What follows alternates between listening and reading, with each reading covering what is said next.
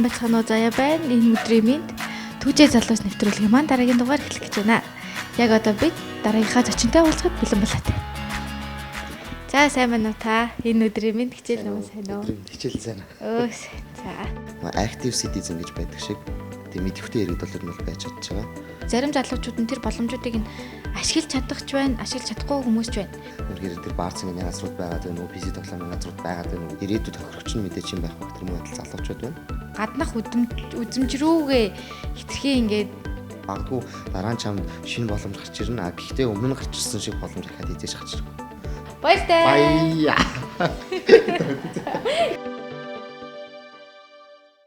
За та өөрийгөө танилцуулаач. Намайг Нармантхан Мигмурс гэдэг одоо Монгол Улсын их сургуульд сурдаг. Таны бодлоор одоо энэ залуусын сэтгэлгээний талаар Нэг зүйлсний байгууллага тодорхойлдог шүү дээ. Залуучууд гэдэг 15-аас 24 насны хүмүүс. Тэрэг тэр залуучууд ер нь бол ингээ өмнөх үеүүдтэй ч юм уу харьцуулаад харж байхад ч юм ингээд одоо миний хүрээлд байгаа эргэн дөрөнд байгаа хүмүүс бол харьцангуй илүү одоо идэвхтэй тийм оролцоотой нэгсэндээ нийгмийн төлөө ч юм уу эсрэгээрээ байгаль орчны төлөө ч юм уу те active citizen гэж байдаг шиг тийм идэвхтэй иргэдүүлэр нь бол байж чадж байгаа.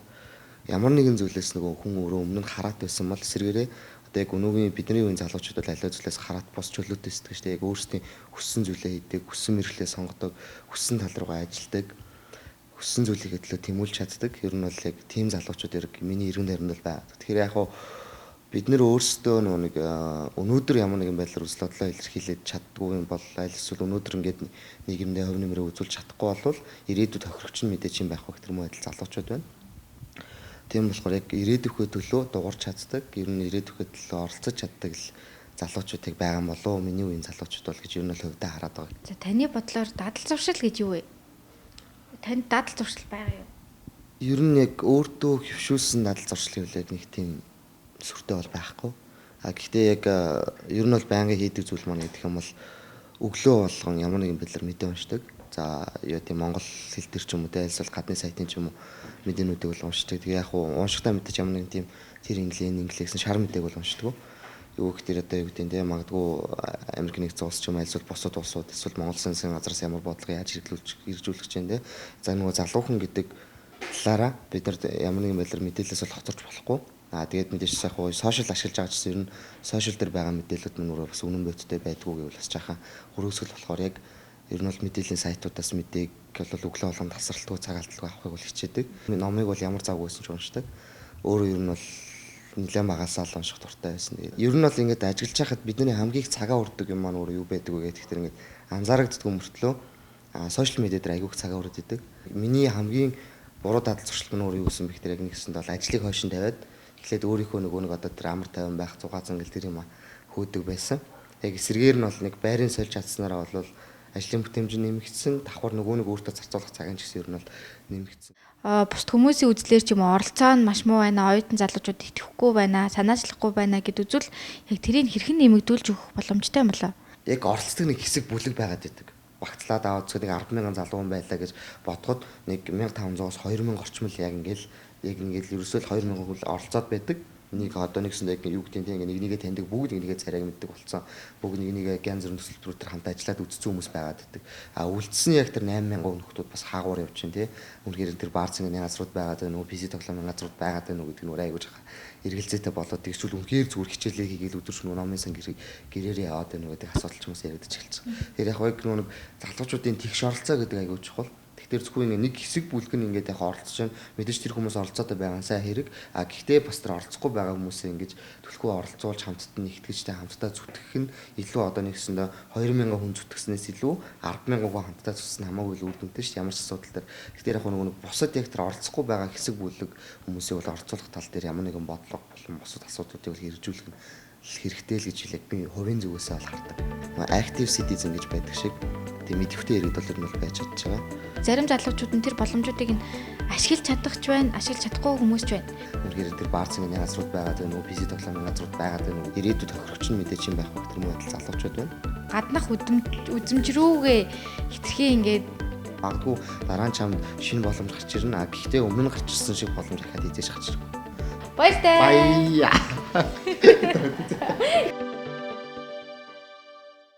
Одоо залуучуудад маань боломжууд маш ихээр нээгдээд одоо бий болоод байгаа шүү дээ. Тэнгүүд зарим залуучууд нь тэр боломжуудыг нь ашиглаж чадах ч байна, ашиглаж чадахгүй хүмүүс ч байна. Аливаа зүйлийг 100% гээд бодох юм бол боломж гэдэг чинь өөрөө 50% байдаг. Тэр боломжийг ашиглах хүсэл тэмүүлэл тэр боломжийг ашиглахын төлөө хийж байгаа үйлдэл чинь нэгсэндээ үлдсэн 50% бүрдүүлнэ гэсэн. Тэр нэгсэндээ үнэхээр ингээд тэр боломжийг ашиглана гэдэг чинь өөрөө 100% болох гэдэг шүү дээ. Яг тэгэхээр яг хуу мэдээж боломжууд бол маш их байгаа. Одоо юу гэдэг олон улсын төсөлтөрүүдэд хамрагдах тий. Дээрээс нэмээд одоо гадны тэтгэлэг аваад явах, хэлийн мэдлэгээ дэвшүүлэх, дээрээс нэмээд одоо оюутан солилцооны хөтөлбөрт хамрагдах, өөр янз бүрийн олон улсын байгууллагуудад оролцох ч юм уу, давхар бусад олон улсын байгууллагуудад сайн дурын ажил хийн тий. Тэгээ өөр бусад ингээд бас дотоодын байгууллагуудаа ч гэсэн янз бүрийн ингээд оролцооны байгууллагуудад ажиллаад явдаг, тэтгэлэг авдаг ч юм уу тий. Ингээд маш том боломжууд бол ер нь байгаад байдаг. Тэгээд яг хоо залуучуудад яг нэг тулгараад байгаа хамгийн том асуудал маань өөр яг юу болчиход байгаа юм бэ гэхээр бүтээ гэсэн юм тэмүүлэл бол байгаад байдаг. Одоо нэгсэндээ хүсэл тэр одоо тийм нэгсдээ эрч хүч нь ингээд буцлаад байдаг. Хамгийн гол асуудал маань юунд дэр очиод гацдаг вэ гэхээр үнэ дэмжлэг. Дэмжлэг дундаа ер нь санхүү дээр очиод гацчихдаг байхгүй. Санхүү ч юм уу те.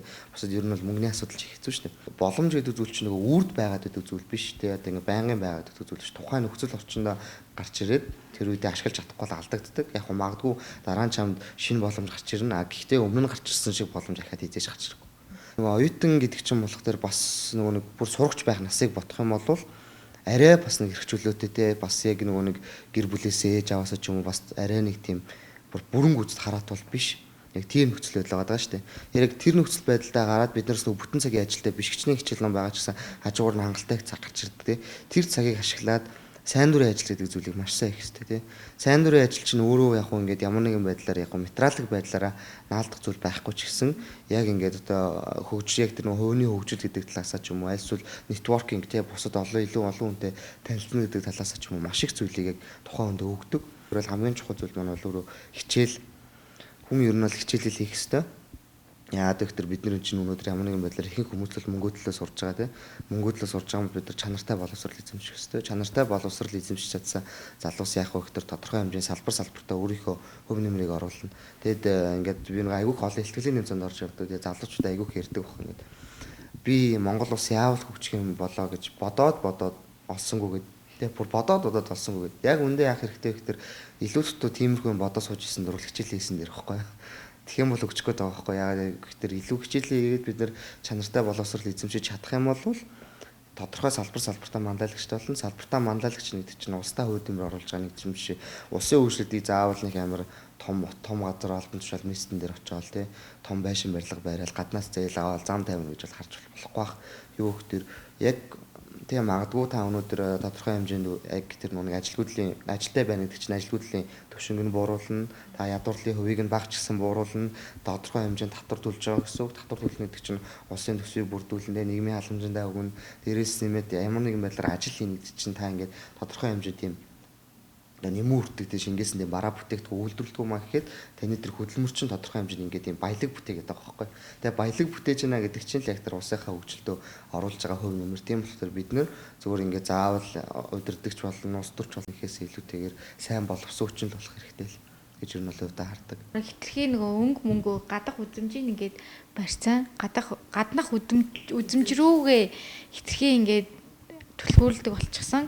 Тэрнийхээ оронд зүгээр оюутан залуучууд маань өөрсдийнхөө тэр хувь нэмэр оюутан одоо зүгээр сайн дурын байгууллагт яваад л байдаг, сайн дурын ажил хийгээл байдаг хэрнээ хүмүүс тэрийг чи юу хийгээд байгааг нь мэддэггүй ч гэсэн өөрт нь ямар нэгэн байдлаар тийм хөрөнгө оруулалт болж өгж байгааг ерөөсөө хүмүүс мэддэггүй. Тийм болохоор таны хэлсэнчлэн хөдөлмөрийн баялагийг бүтээж байгаа. Хүн оюутан залуус өөрсдөө мэдлэг оруулж байхад хөдөлмөрийн баялаг бүтээж байгаа гэдэгтээ би бүр санал нэг байна. Нэг л зүйлийг хэлмээр байна. Өнөөдөр нөө залуучууд айгүйх ирэх ярддаг болсон. Мэдээж тодорхой хэмжээнд тийм эмэгтэйчүүдийн ирэх, охтуудын ирэх, за эрэгтэйчүүдийн ирэх ч юм уу те. Альсвал одоо бэлгийн зөөхөн ирэх ч юм уу зөрчиж байгаа тэр бол үнэн. Гэхдээ мэдээж юу гэхээр бид нэр өнөөдөр ирэх ярьж байгаа бол бид нар ямар нэгэн байдлаар ирэхээ эдэлж байгаа бол үүргээ биелүүлдэг байх хэвээр. Тийм болохоор залуучууд та бүхнийг бас ирэх гэж ярихаасаа илүүтэйгээр үүргээ биелүүлдэг байгаа сайн л зүсгээд байгаа. Тэгэхээр таны үүрэг өнөөдөр юу юм бэ гэдэгтэр улс орныхоо хөгжлийн төлөө зүтгэх нь таны үүрэг.